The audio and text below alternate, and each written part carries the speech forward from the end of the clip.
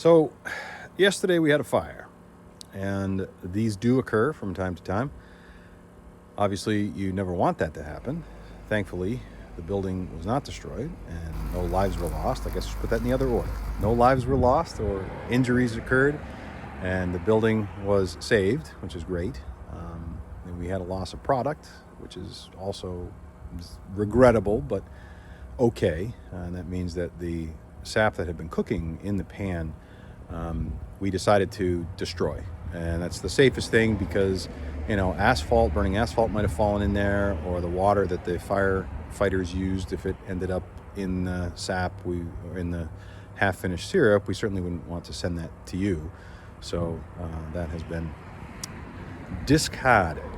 However, it means that we had to make some changes to the sugar house in order to accommodate, and we thought we'd show you some of those changes and tell you what we plan to do. This is the chimney stack, and you can see that there is some burning. Maybe you can see that, maybe you can't. Zoom in there a little bit. You can see there's some damage right there on the corner where the fire had been. Oddly enough, up there we don't have any burning like in the roof, which is great. So what we're going to do here is we are going to we already have put a second sheath around the stovepipe. You can see that new silver there.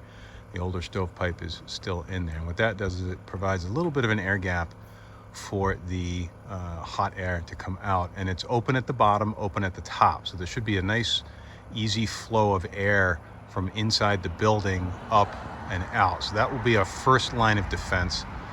You can see that cone that was there before, and so we've reused that. That has some vents in the top that lets hot air out, but we do need to make some changes on the inside of the building, and let's go talk about those.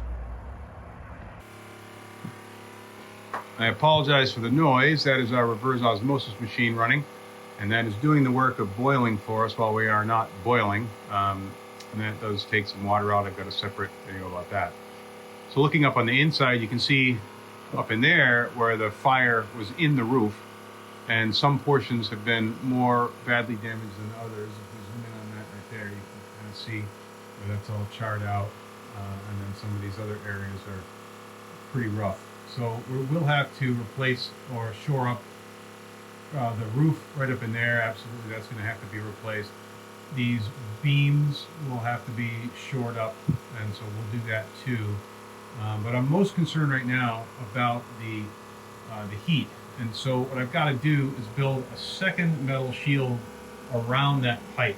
And you can see here, it's open at the bottom, so that does provide an air gap for some air to go up and out, which is great.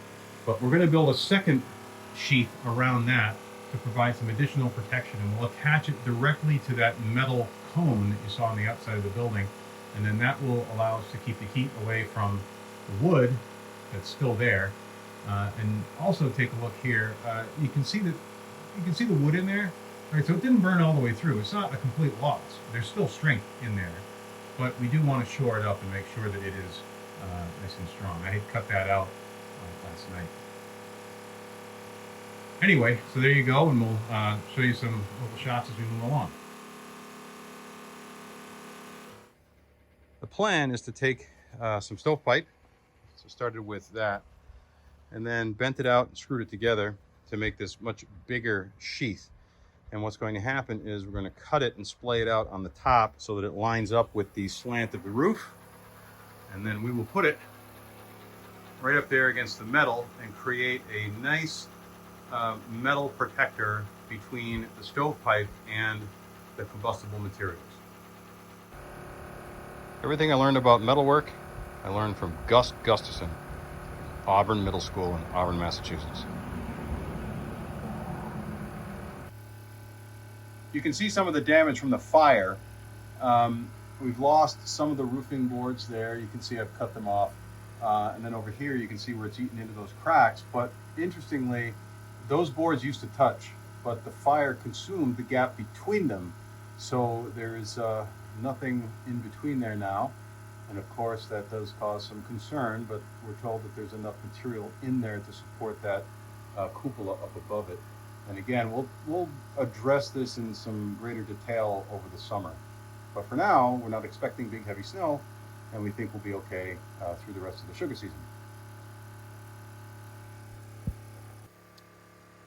Up here by the stack, we've added some metal, and you can see there's a little bit of an air gap there between the metal and the wood, and we've also got some concrete board in there just for some additional space. And we hope that this will be more than enough to protect the wood. This was not damaged in the fire, and neither was that one. But again, we just want to err on the side of caution. Sometimes in the shop, we don't have quite the right tool. What I really need is a brake to bend this piece of steel, but I do have this big old piece of angle, and I'll just whack it with a hammer and make it nice and rectangular. And the cat seems to be joining me for this, except she is on the wrong side of the window. Too bad, kitty. And not too shabby. It's about what I need. So, hey, good deal. And here we are up in the roof, and you can see that we have affixed this collar around the stovepipe there, and it goes right out, and that will hopefully keep the heat away from the rafters and the wood. Well, the job's done. It took most of the afternoon, but I feel like we are safe and can begin cooking again. We have put up a number of additions to the sugar house that will be much safer, including the pieces of metal and concrete board between the stovepipe and the lower rafters. And I put some concrete board up in the upper rafters and also the big sheath around it. And then we had double sheathed the stovepipe itself. So the stovepipe goes up through another set of stovepipe that's a little bit bigger. So there's a little bit of an air gap there. And then we created another air gap that's larger in that sheath that goes straight up through the metal in the top of the sugar house. So we hope that this will prevent future fire. Only time will tell, and we will always make sure to have our fire extinguisher ready to go and our hose charged.